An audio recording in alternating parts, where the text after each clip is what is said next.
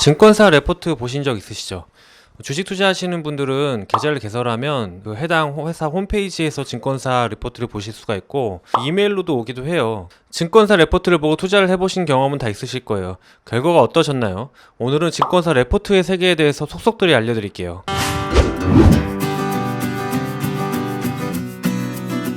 한국에는 증권회사가 참 많죠. 2019년 말 기준으로 대략 50개 내외 되는데요.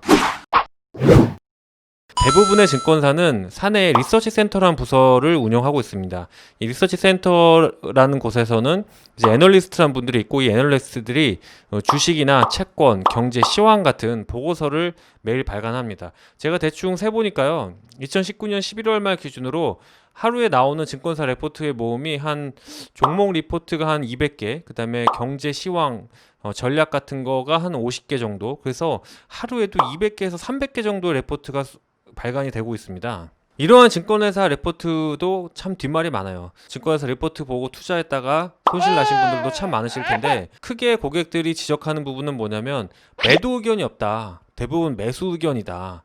매도 의견을 내는 레포트는 참 찾아보기 힘듭니다. 또 하나는 뭐냐면 회사가 안 좋아지면 커버리지를 제외하는 경우가 많아요.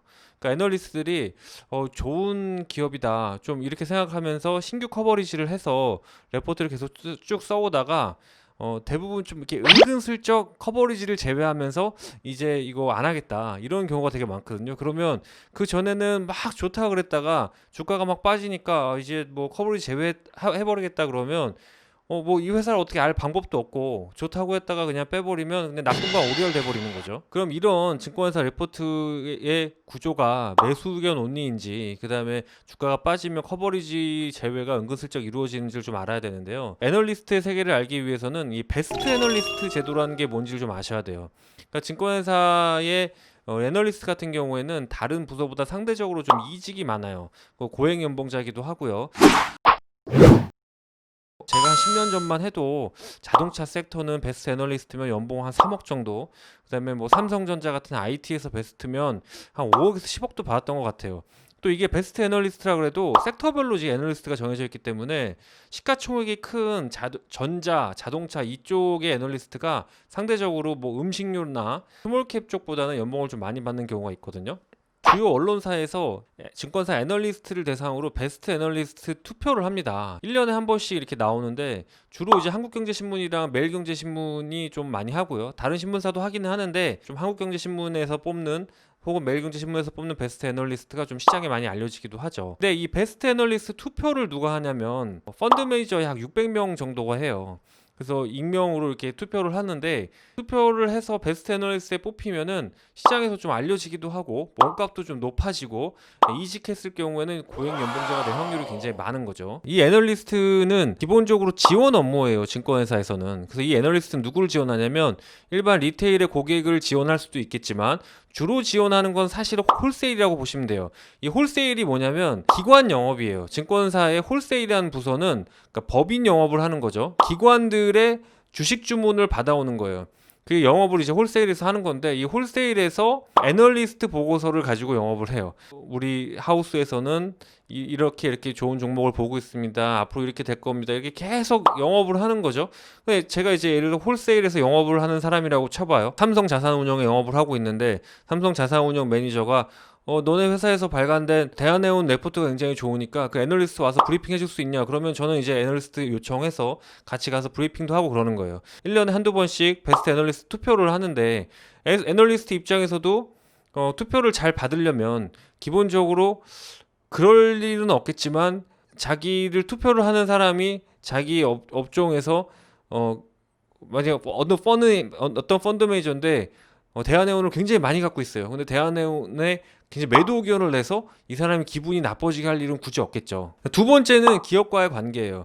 아무래도 이제 애널리스트가 내부 정보를 받는 건 아니잖아요. 그렇기 때문에 기업을 탐방하면, 예를 들어서 제가 해운업 애널리스트다, 뭐 STX 페노션을 방문한다 그러면 실적 추정도 그렇고 회사의 어떤 리스크도 봐야 되고 그 다음에 업황도 봐야 되고 그러는 거예요. 뭐 실적을 막 거기서 가르쳐 주지는 않겠지만 회사의 분위기를 보면서 이제 리서치 탐방이 돼야 되는데, 기업을 한 번씩 보고 와야 되는데, 만약 기업 입장에서 주가를 막 부양하고 싶고 잘 알리고 싶고 IR 활동을 하고 싶은데 애널리스트가 막 과감하게 매도 의견을 낸다. 그러면 그 탐방 받고 싶겠어요? 물론 탐방을 주기는 하겠지만 아무래도 좀 인간적으로 껄끄럽겠죠. 매도 의견을 쉽게 내기는 어려워요. 또 세 번째 이유는 절대적인 저평가예요. 그러니까 애널리스트가 보통 주가를 추정을 할 때 대략적으로 한 세네 가지 정도의 밸류에이션을 하는데, 첫 번째로 제일 많이 쓰는 게 이제 상대적 PER이에요. 예를 들면 미국에서 반도체 하는 회사랑 한국의 반도체 회사를 비교해서 미국의 반도체 회사 PER이 한 30배에 거래되니까 우리가 지금 현재 20배인데 뭐 30배를 따라갈 수 있지 않냐, 뭐 이렇게 상대적인 PER을 쓰는 게 있고요. 그 다음에 뭐 자녀 이익 모델이라든지 뭐 DCF 모델이라든지 그때 따라서 여러 가지 이제 밸류에이션 툴을 쓰기는 해요. 하지만 많이 쓰는 것 중에 하나가 상대적 PER인데, 우리나라의 전체 PER이 미국이나 일본 기타 선진국에 비해서 좀 낮아요. 그러니까 한마디로 우리나라는 만성 저평가라는 거예요. 그러니까 만성 저평가인데 상대적 PER을 쓰게 되면 항상 매수 의견을 쓰지 않겠습니까? 우리나라 같은 경우에는 PER로 치면 전 세계에서 가장 낮은 증시를 보유하고 있어요. 대만이 약 13배 정도 되고, 일본이 15배 내외, 미국이 20배 내외인데 우리나라가 10배에서 왔다 갔다 해요. 심지어는 아프리카 PER보다 적다는 얘기도 있어요. 그렇기 때문에 전체적으로 상대적 PER을 쓰게 되면 만성적인 저평가 나라라 기업이 돈을 잘 벌기 때문에 기본적으로 목표가를 상향할 수밖에 없는 구조인 거죠. 애널리스트 보고서의 한계를 좀 말씀드렸는데, 그럼에도 저는 보고서를 꼭 열심히 봐야 된다고 생각하는 사람 중에 하나입니다. 그 이유는 첫 번째 비용 때문이에요. 보통 증권사의 그 리서치 센터의 운영 경비가 적게는 20억에서 많게는 50억, 60억, 심지어 100억까지 갈 때도 있어요. 우리 개인 투자자 입장에서는 일일이 그 수많은 비용을 써서 기업을 탐방 다니면서 기업의 내용을 알 수는 어려워요. 증권회사에서 비용을 쓴 리서치 센터의 보고서를 보면서 우리가 어떤 기업에 대해서 기본적인 정보를 갖출 수 있는 부분이 좀 중요합니다. 두 번째는 정보를 알아내는 실력도 생각을 할 수밖에 없어요. 주식 투자를 아주 잘하시는 분은 굉장히 IR 담당자한테 가서 예리하게 질문을 하실 수 있겠지만, 일반적으로 개인 투자자의 질문의 질과 리서치 센터 애널리스트의 질이 비교를 하자면 애널리스트가 더 뛰어날 수밖에 없다고 봐요. 소위 NDR 같은 것만 보더라도 기업 입장에서도 개인보다는 애널리스트나 펀드 매니저 같은 주식 경력이 오래된 사람들한테 아무래도 더 좋은 정보를 주고 싶어 하는 경향이 있어요. 그렇기 때문에 애널리스트 보고서를 100% 믿지 않는다고 하더라도 애널리스트가 무슨 말을 하는지는 볼 필요가 있어요. 세 번째는 시장의 컨센서스 때문이에요.